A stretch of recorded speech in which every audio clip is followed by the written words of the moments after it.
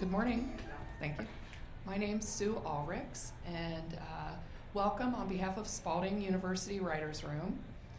And you may have wondered what makes a successful podcast, what topics are the hottest, and how do you write for a listening audience? Are podcasts difficult to produce, and what makes them stand out? Well, you're going to find out today, because we have two people who are produce podcasts on a day-to-day basis, and we want to welcome today Neil Kesterson, who is the owner of Dynamics Production in Lexington, and Liza Holland, who is an author, podcast producer of Education Perspectives, and president of Holland Management Services. So on behalf of Spalding, welcome. Thank you. Hi. Hello, future podcasters. Does anybody here, I know you have a podcast, anybody have any podcasts already? Oh, okay. So, how to create a successful podcast? Well, a lot of it depends on you, but it also depends on how you get it out there. And you're going to hear from me, who I'm on the other side of the glass. I'm always listening, I'm always producing these. And Liza is behind the mic, so she's going to give you that perspective. So I know we know what a podcast is, but just a quick review of it. It is the opposite of broadcast, meaning this is narrowly focused. So the more narrowly focused your podcast can be, I think the more successful it can be. There are some that are very wide-ranging, but they still narrow. News, politics, hobbies. Then if you can zone in with your podcast in that small, narrow field, I think you're going to have more success. So there are no limits, meaning there's no time limits. There's no limit to what you can do because it's not regulated by the FCC. And it is like a magazine subscription delivered to your doorstep. So we're going to go over on how that works. Just a quick history of it. So 2004, was anybody here aware of what a podcast was before the iPhone came out? I mean, I was sort of, because I was in the industry, yeah, and it was hard to get a podcast. You had to be at your computer. It's like when we first started watching television shows on the computer. After a while, I was like, I want to go in the living room. I don't want to sit in this office chair to watch something on a small screen. So Steve Jobs is really the person who introduced it in iTunes. He built it into a player which we all now take for granted. It's mobile. Some quick statistics to see how much they've grown since they first started or were coined podcasts. We've gone from 3,000 to 5 million, 82 million listeners just a couple of years ago, and 100 million now. I mean, these things are growing. It's off the charts. But one thing that really brings us out is $4 billion in ad dollars. That's what you want to tap in on if you want to have a podcast that you can sustain. Although if you have enough money to keep it going yourself without ads, that's great. But most podcasters usually find after a certain period of time they've got to try to get advertising or some kind of backing to keep it going, because as we'll see as we go on, it's expensive to maintain on servers and to advertise and to market it. So how does it work? Let's just get into the quick nitty-gritty. Basically, you create your audio, and this is what I've been doing since I've been in the industry. It's just the way it's delivered. Is it on radio? Is it on cassette? Which in my early days, that's the way we distributed programs. But we upload it to a static server and then push it out to places like Apple iTunes. And then you get listeners, and then when they tap into it, they're actually downloading it from that server. So how's it heard? It's either directly downstreamed Here we go. So it goes from your computer up to the server, and then you create a unique link called an RSS feed link. We'll just touch on how to do that. It's real simple. You go to an aggregator like Spotify or Podcast Pickle, and then people look for it or find it, and then they download it. And they're not downloading it from Apple, that's just the pointer. They're actually downloading it from that server that you put it on. So what is involved with the content? So I recommend that you research if you want to do a podcast on woodworking, that you go seek out other woodworking podcasts to see what they're doing. Now, you don't want to do it exactly like them, but you want to find out what they're doing right and maybe what they're missing, that you can go in, oh, wait a minute, I like to do woodworking with conventional tools instead of power tools. So my podcast is going to be on that. That's where you can have a unique podcast. So what's inside of a podcast that makes something that's people want to listen to? I've always gone by the rule that if it sounds good on radio, it's going to sound good on a podcast. Now, not all podcasts will sound great on radio, or let me say great podcasts will sound great on radio, but they all share, people want to listen to it. So if you have a radio program, it's real easy to just make a podcast out of it. I'm sure nobody here has a radio program that they're doing this, but by the way, there are podcasts that are turned into radio programs. They're produced as a dual purpose. Things that you can do it on opinion, serialized drama, and you don't have to, by the way, make a podcast that continues on and on and on forever. You can do a 6-episode podcast and be done with it because it's based on something that you want to present. But that may be as much as you want to do, but a lot of people want to just continue and continue and continue. But you can also do it in chapters or sections. So these are things that we've, over the years, again, looking at radio and other presentations, I think the host or the hosts really make it. If I don't like the person, if I can't stand listening to them, I'm going to tune out, no matter how good the podcast is. I'd rather read it in print. If they don't sound like they know what they're talking about, that can turn listeners off. You need to go into it knowing your subject. Even if you don't know anything about it before you start. I write newsletters for my business, and a lot of people say, you know so much. I don't know anything. I have an interest in a particular subject for that month, and I go research it, and I find out, I just take all the information, disseminate it, and what little I already know, it really surprises me how much I don't know about something that I feel like I should have known about. And then by the time I get done with the writing the newsletter, it sort of does make me look like an expert, but I have learned so much, and I'm really gearing that towards the reader, because I want the reader to learn and be as excited as I was when I researched it and found out this information. So that's kind of the way you approach, if it's an educational type podcast. You're teaching and you're learning at the same time. And I think that enthusiasm for the subject, especially when you have just learned all this stuff and you want to impart that knowledge, it's going to come over in the podcast. Well-informed and congenial hosts, or guests, you need to interview that person that you don't know. Maybe it's someone you do know.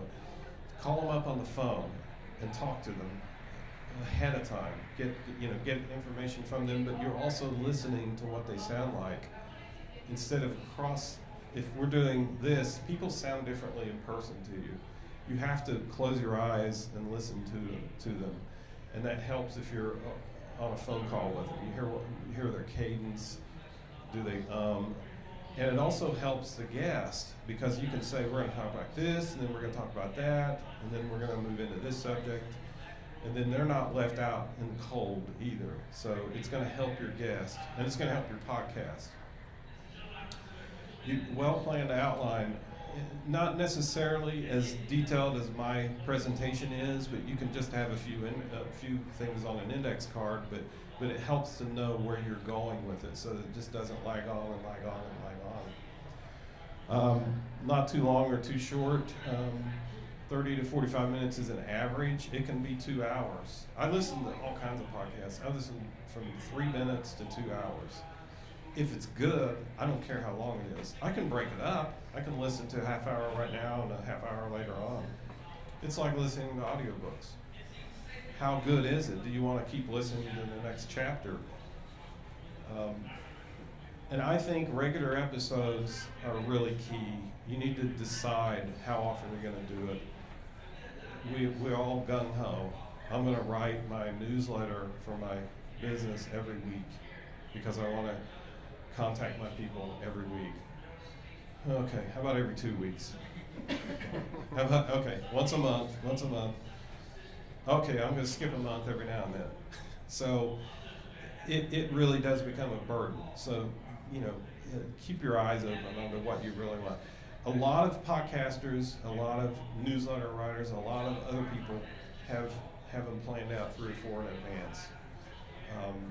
You need to be thinking, this podcast today will lead to the one for next month or next week or every 2 weeks, but have that down the line. I work on a lot of television shows, and we know 13 episodes ahead what they're all going to be. We don't have them all parsed out, but we know what they're going to be, and then it helps when you get to that. I'm here for that last one, good audio quality. It doesn't have to be radio quality. It doesn't have to be broadcast quality.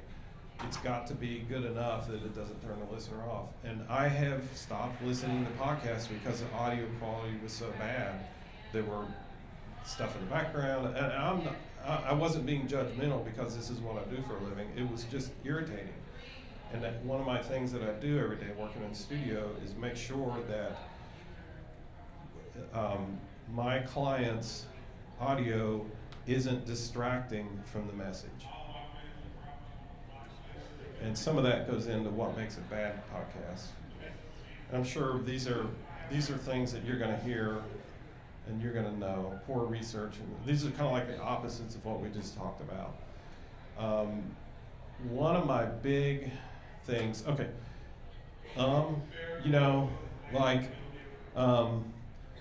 podcaster had talked about how he started to cut down on the stammering by having to edit the ums out of his podcast, and he got sick and tired of it, that I think he had a rubber band around his wrist or something. Every time that he caught himself saying he would snap it, and he just got tired of it, so he got better and better and better and better and better.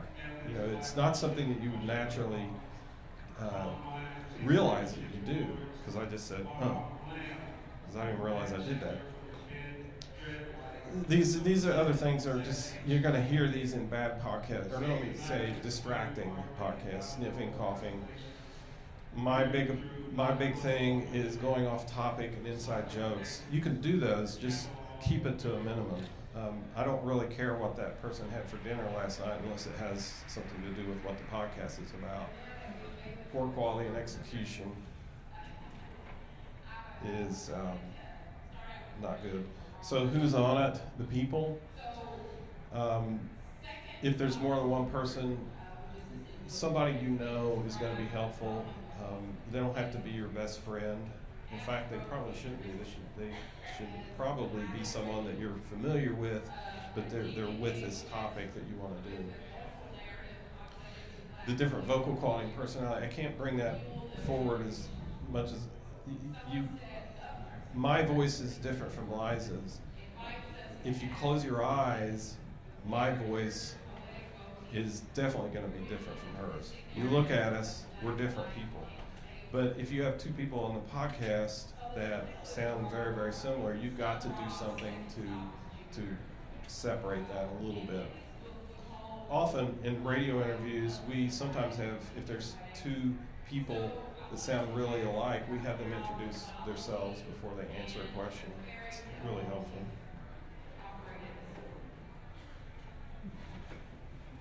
So these are just quick podcast styles. I mean, if you listen to a podcast, you know there's a huge variety out there. Solo, you've got to be careful. If you're the only one doing it, you know, you've got to really listen through with a fine-tooth comb to make sure that it's not too slow or too fast. But it's really difficult to judge yourself. So where do you record? I know you don't have access to a studio like mine, so Liza, you record at home, right? I do. It's Okay. in my closet. Yes, which is a great place. You know, it's you've got surrounded by clothing, which deadens the space. You turn off the air conditioner, unplug appliances, close the windows. You don't realize how loud your house is until you turn on the mic, because the microphone is dumb. Your ears filter out stuff that you don't want to listen to. You're listening to me right now. Are you aware that there's all these people out there talking?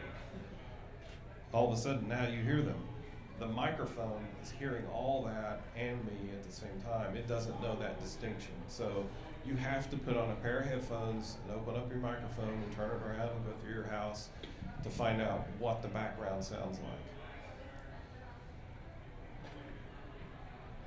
So this is the gear is what scares everyone, and with good reason. We're going to go through just real quickly the simplest ways to do this. Preferred is a computer with a USB interface and a microphone, such as something like this. That's preferred. It isn't necessary, because we have you have a portable recorder. You can buy these mixers now that have all the stuff for podcasting built in. You can even just use the microphone on the computer, but I would not recommend it. It's you hear everything in the background. Now, this doesn't have to be too expensive, but it will cost you something. You're going to need a pair of headphones. You can't expect to have a good quality audio podcast without listening to what you're recording, and plus you're going to have to edit it anyway. You're going to need a pop filter so that you don't get the P's, and it's not just P's, H's, F's, S's. There's a lot of anything that's called plosive is a rush of air out into the microphone. Okay, microphones. This is something that scares a lot of people. So these little Zoom is the dominant one in the market right now. Tascam is another one. These are great little things. They have the microphone built in, but if you notice, it's on that, so you're going to have to put that on a mic stand or something and actually talk down into the Zoom as if it is a microphone itself. The cheapest one that will do what we want to do is about $200, so it's not bad. Basic microphone, how to use them. These three mics that I have up here, we'll have pictures of them. These are all dynamic microphones. The one I'm holding is very similar to this. It's probably the same model with a transmitter on it. A dynamic microphone is one of the original types of microphones that from the 1920s on. They don't require expensive audio gear to work, but they're lower in volume, but they filter out a lot of the background noise. That's why we're going to talk about these. The first one is the 58, and afterwards you guys are welcome to come up here and actually handle these microphones. This is this one, like the one I have, and you see these all over. They're ubiquitous. There's Roger Daltrey, everybody knows from The Who. He slings that thing around. These are like hammers. We actually have used them. You've actually used them to hammer and stuff. The one mic from the same family is this one, the 57. It's mostly used for instruments, but also most of the presidential addresses for the last 50 plus years are on this mic. And we finally have the SM7, which is this mic, and all three of these are the same capsule inside. The electronics are a tiny bit different, so they're all the same. So I listen to a lot of podcasts that I know are done on this mic. I know that a lot of them are done on this mic, and a lot of them are done on this mic, and I really frankly can't tell the difference if I'm just listening. They have characteristics that make them useful in certain applications, but they will all work and they all sound very, very similar. So, oh, by the way, this is about $100 new. This is about $100 new. And this is about $400 new. That's one of the best deals on the planet. And this is probably the most popular podcaster mic there is, because it's got a built-in filter. You can hang it like this, and it's got EQ settings on the back that help your voice. How do you buy one? Avoid anything under $75 to $100 new. I'm not saying it won't work, but generally you get what you pay for. If you can afford to spend $100 on one of those, go ahead and do it. You don't have to spend a whole lot of money for this. In fact, if you get a more expensive mic, a condenser mic, a powered mic, you might actually run into more trouble with your podcast if you're not in a really completely quiet situation. So it actually works against you. Stick with name brands, and the easiest thing to do is to just call an outlet like B&H or Sweetwater when you're going to buy something, and just talk to someone and say, here's what I need and here's my budget. And they're not going to try to upsell you. They're going to give you what you want, give you what you need, rather. Make sure you have a return policy, because if it's a mic that you're not familiar with, you may not like the sound of it, and you can return it. So also, make sure you get good cables. I brought a cable with me, a midline cable, and you need them. They need to be flexible. They need to be built for moving around, because you're gonna have to. Pop filter, we just talked about that. There's two kinds. There's the thing that's on the left is essentially, it's like pantyhose. The original ones, we used to make them with pantyhose and a knitting hoop, and then fashion them in front of the microphone. And then a lot of them have the foam. The foam is really better for outside, but I suggest trying to go with the pop filter. They're not expensive, 25 bucks. The techniques, I'm holding this down here. If I move this in, it's going to pop, as you just heard. I like to, we see podcasters do this. I don't know whether it's going forward. But use headphones so you can hear yourself. Have the guest wear headphones so they can hear themselves. And almost every time I put someone behind a microphone, give them headphones where they're not used to being at the, I sound awful, I can't stand to hear myself. And we're like, well, we need for you to listen to your voice and make sure you don't pop any peas, so I give them something to do. So they're not worried about that they sound, that they're not used to hearing themselves. So decide how you want to record, what you want to record onto a computer. If you do, then use a laptop. Don't avoid a Chromebook or anything like that. They just don't have the power to do what you're wanting to do. You can have a microphone that has a USB you plug directly in. 5 years ago, I would have said avoid it. Nowadays, they're much, much better than they used to be. It simplifies things instead of having to buy all these boxes. But if you really want to move up, you're eventually going to want to get an audio interface that has all this stuff. So I would suggest starting out as simple as possible and know what you're lacking.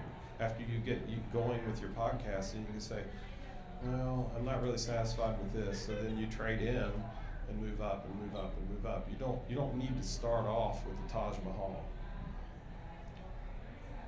Because I want you to be successful. I don't want you to spend all your money up front and then not know how to use all the gear and not know really if it's too much or too little. Using a portable recorder, these are what would be here and here. Actually, what they're doing is running everything through a mixer, backing it up. They've got double backup going. These mixers sometimes have, they can connect to your computer and you can see all the mic inputs on there. They sometimes have recorders built into them. And if you're using a mixer, here's one that's, it's a Rode Podcaster. They make several versions. Rode, yeah, thank you. And they have, you can load it with sounds, music. You can connect your cell phone to it and have a guest. And it records directly inside of it, and then you can take that little card out and put it in your computer and edit it later. Really nice. So if you're going to have guests, if they're in the studio, you need to really put each other across from each other so that the back of the microphone does not really pick up very well. So if you have someone over here and then someone over there, you're going to isolate each one.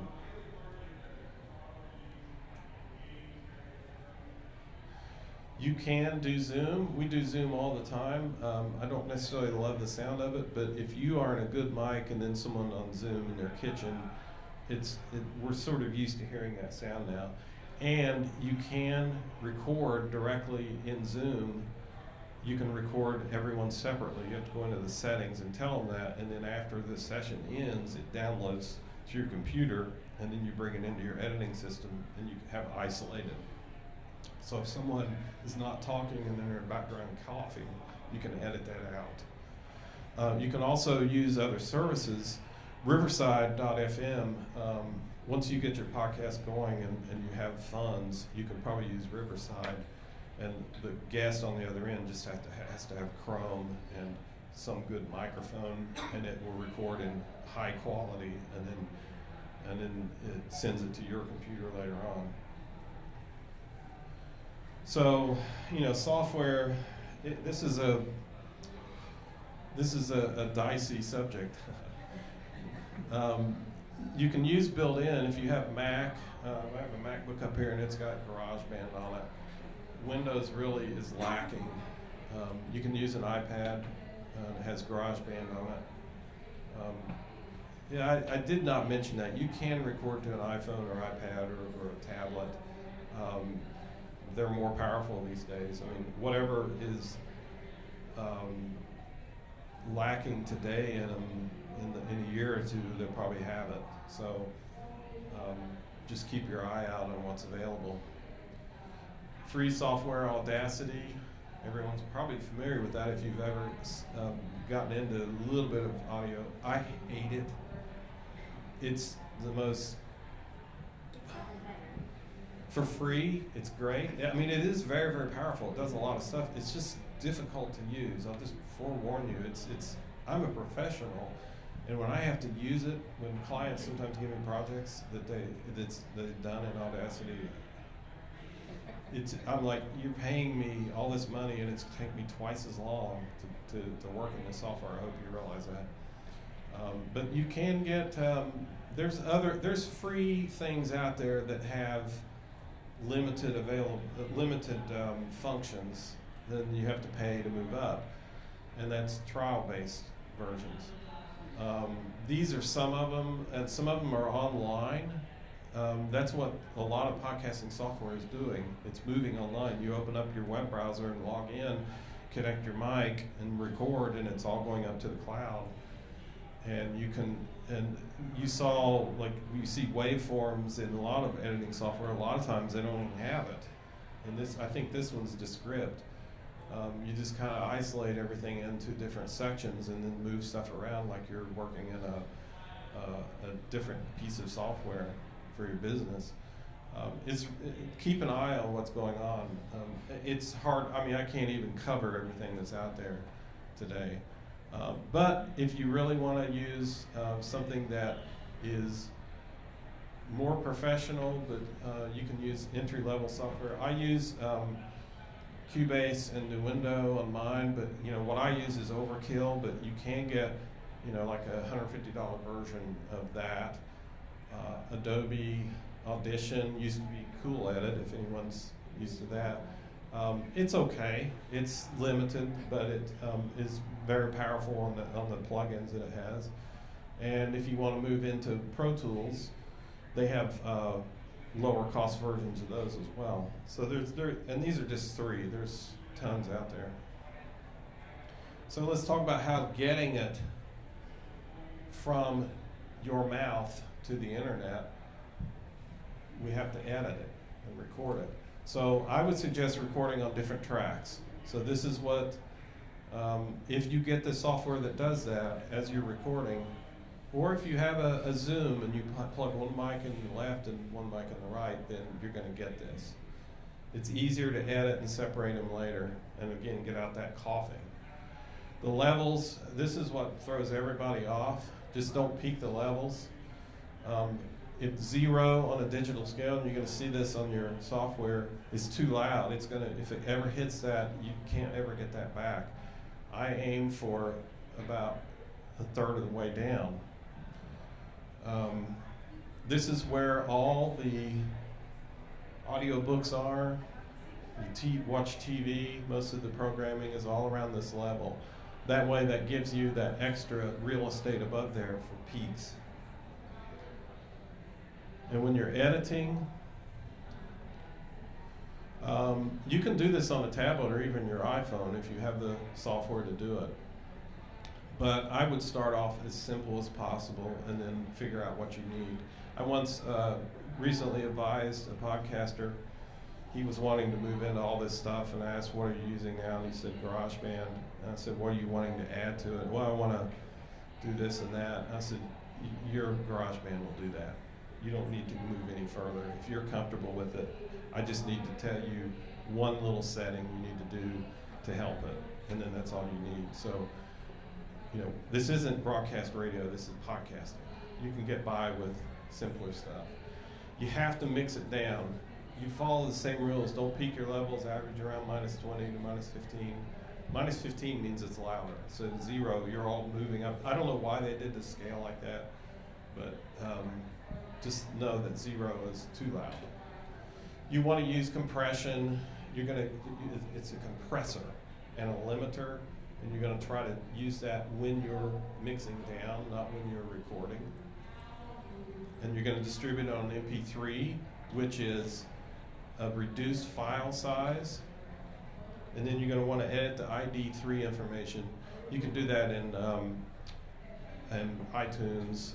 You can get a separate program. And what the ID3 information is the name of your podcast, the hosts, the links, anything you want to put in there, a picture.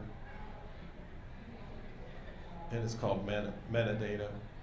So this is one of the, I forget which software that is, but you can see all this stuff that you have to put in there. And if you open up a podcast on your, whatever you listen to on your smartphone, you're going to see this information. Well, this is how they do it.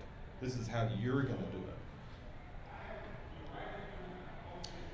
Okay, I went to rss.com, and this is what they said. It's easy. So you're going to have a place to put your podcast, and it's going to be a server. So I suggest not using your same server as what a website is. You need to go to people that do it for a living. You can use AWS, which is Amazon, but you're going to pay for every megabyte that's uploaded and downloaded. Instead, go with somebody that offers you a certain amount of storage every month and just a set fee. And then as you get more podcast downloads, you pay a little bit more, but then you've got more advertising, right? Because your podcast is doing a lot better. And subscriptions, I think we kind of went over this. Your podcast show has episodes or chapters or however you want to parse that out. Each new episode has the RSS feed, not your podcast name. So each time that you create a new episode, you have to go upload it to the server, create the name, go over to Apple and Spotify and post that link. So it's a lot of work, but after a while, I guarantee it'll just become routine. These are some of the services.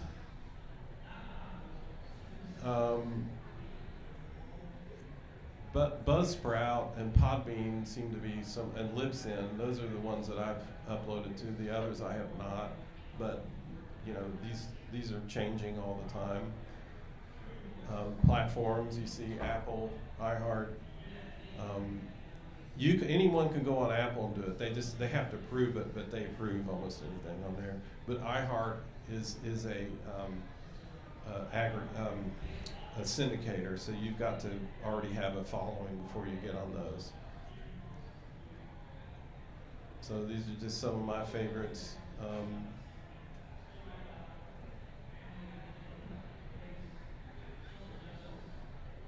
didn't realize it. You probably already know some of these. Anyone heard of the Lazarus heist? Oh, it's about the North Koreans and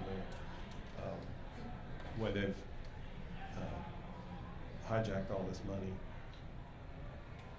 And then these are pretty good guides. The top one, I would hunt that out first. NPR, I mean, they ought to know.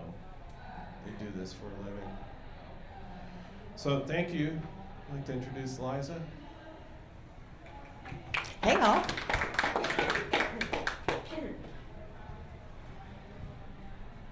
So does anybody feel a little overwhelmed yet? I know, I kind of felt that way too. I started a podcast this year called Education Perspectives and spent a tremendous amount of time. My friend Kathy knows you just spend all this time researching and you're thinking, oh my gosh, I've got to do all of these different things and geez, how am I ever going to be able to do that?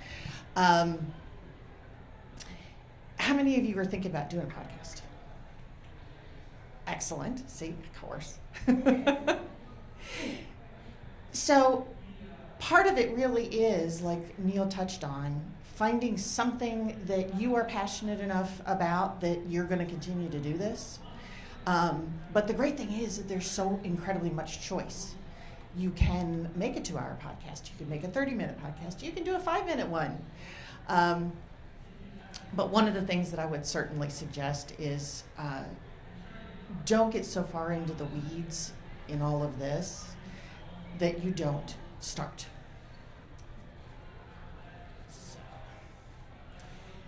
So one of the things that as I read and spent all that time going down the rabbit holes was really think about who it is you think might be listening to your podcast and gear everything towards those folks.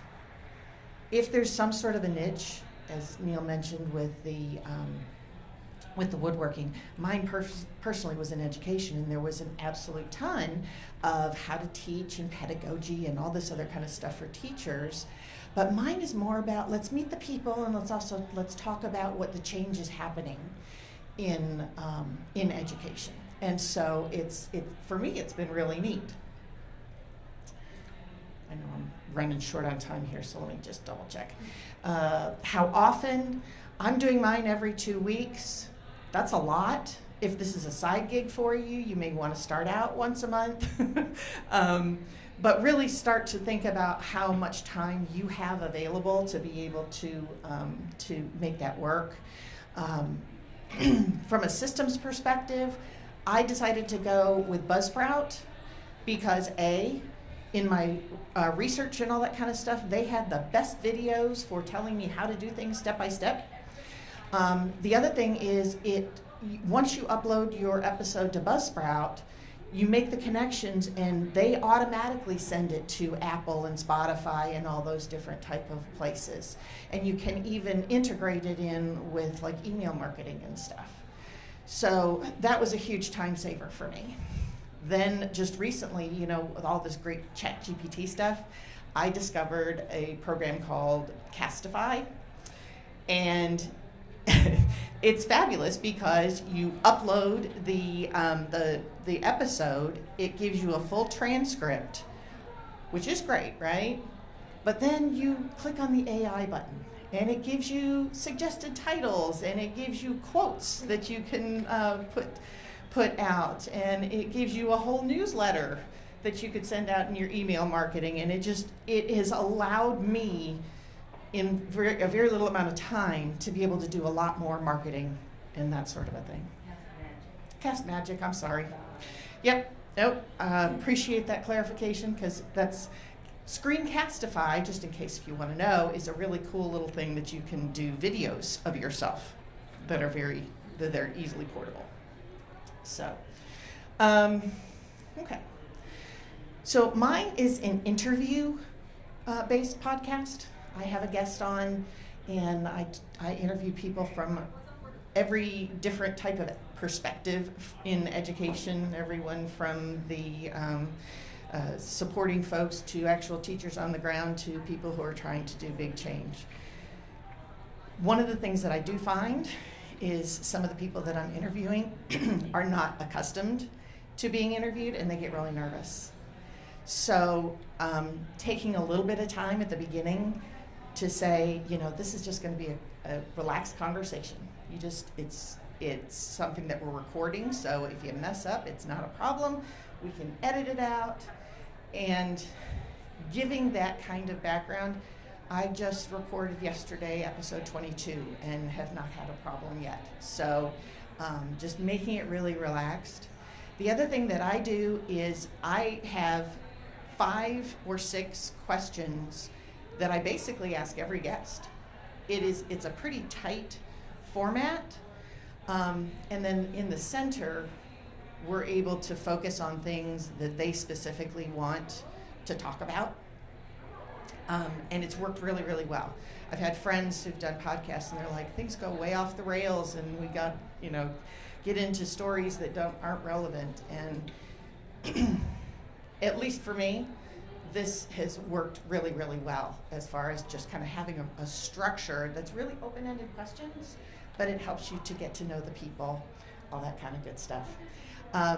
Knowing what the person is doing or wanting to talk about and that sort of stuff, doing that extra research so you can ask good questions, obviously a really good idea.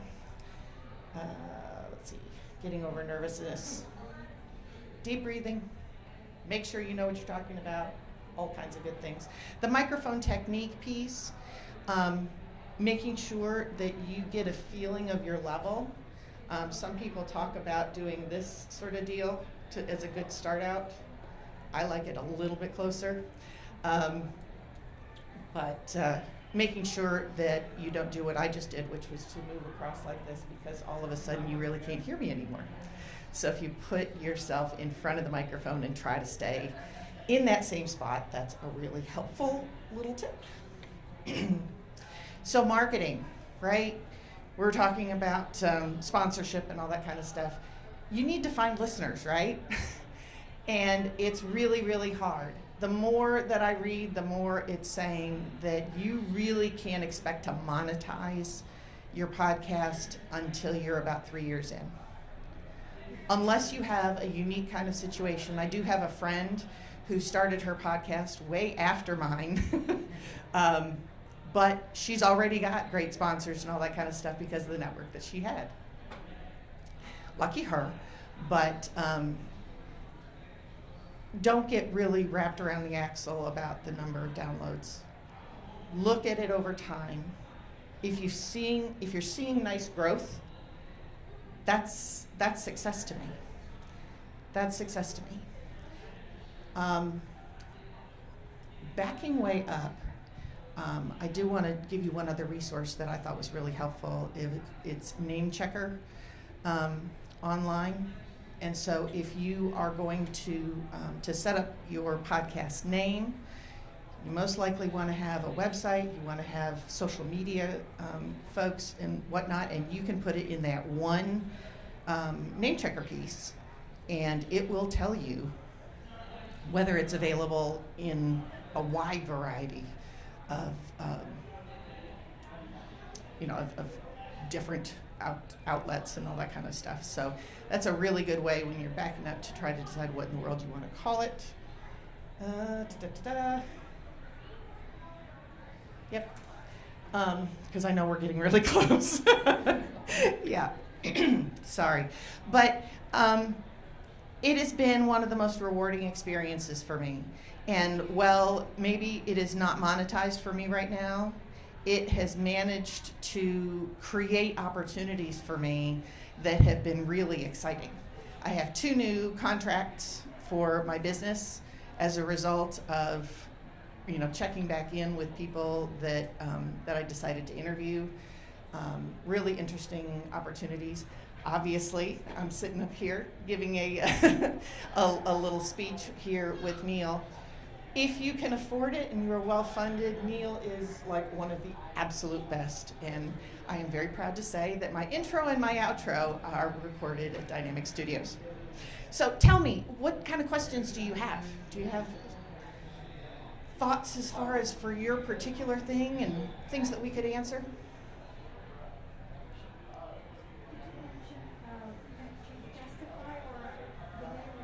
Cast Magic. Yes.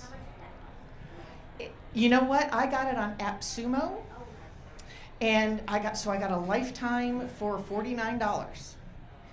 I do not know whether it's still available there or not.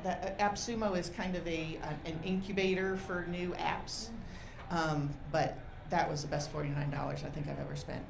By the way, Buzzsprout for me is only $12 a month. And I will say this too.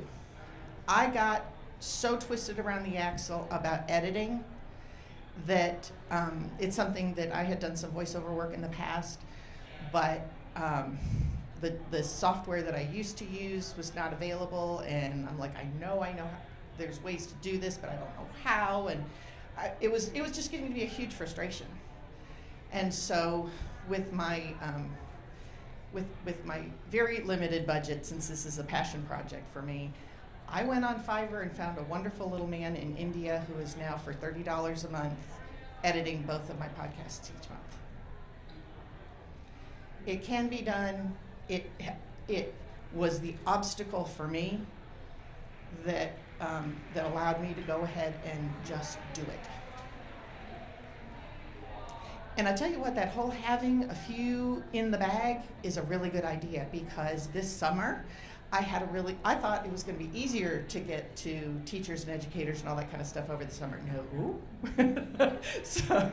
So I kind of ran right up. I was really glad I had 3 backed up so that I could still maintain that consistency. What was the first podcast you listened to that really got you into loving podcasts? Oh, that's a really good question. Because before I decided to do this, it was actually going to be a book. I had spent a lot of time in education and talked to so many different people, and they all had these different perspectives and everything. And so I thought, I'm going to do interviews. I'm going to write this book. And then I don't even remember who introduced the concept to me, but they went ahead and said, well, why don't you just do a podcast? And then you could compile all of those and make it into a book. I'm like, okay, that's a great idea. I had not been a podcast listener. So I went out and was really looking for different types of podcasts all the way around. So there really wasn't a favorite to start with, but I have become a podcast listener now over time. Anybody else have questions for Neil? Same question. What podcast was the first podcast that got you? Well, there's a lot that aren't around, but I think Stuff You Should Know should be the one that really hooked me for life. and those guys can't quit. Did anybody listen to the stuff you should know? It's one of the most popular ones in the country, I believe, or maybe the world. It's really they're just casual and they joke and they do go off on the side, but they always come back and it's always kind of related to it.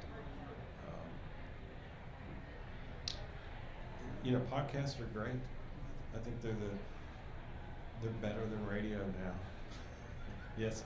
Do you think they're going to continue to see the kind of growth that they're seeing? I mean, it seems like during COVID, every celebrity got a podcast. And I just wonder how sustainable. We can't all listen to everything. Right. I think it's gonna taper off eventually. I mean, the ones that are gonna be left standing are the ones that probably were there before 2020. It's getting more corporate, and unfortunately and fortunately, I mean, that's where a lot of my podcast work comes in, is for corporations or the ones that are backed by corporations. But I'm a proponent of individuals doing it because it's a free speech thing. You can say whatever you want, and you can present things how you think they should be presented, not how some muckety muck up in a three-piece suit needs it presented that doesn't really understand this topic. So I hope it continues. The small and the technology is getting better to allow each individual to do it, and probably in 5 years you're not going to need a microphone. The way things are moving, which means I'm out of job. I don't know. I think that nuance of being able to hear it and all that kind of stuff is never going to go away. It's kind of like AI. It'll get you 80% of the way there, but that last 20% is definitely a human touch. Yeah, definitely. Thank you, everyone. Really. Appreciate your time.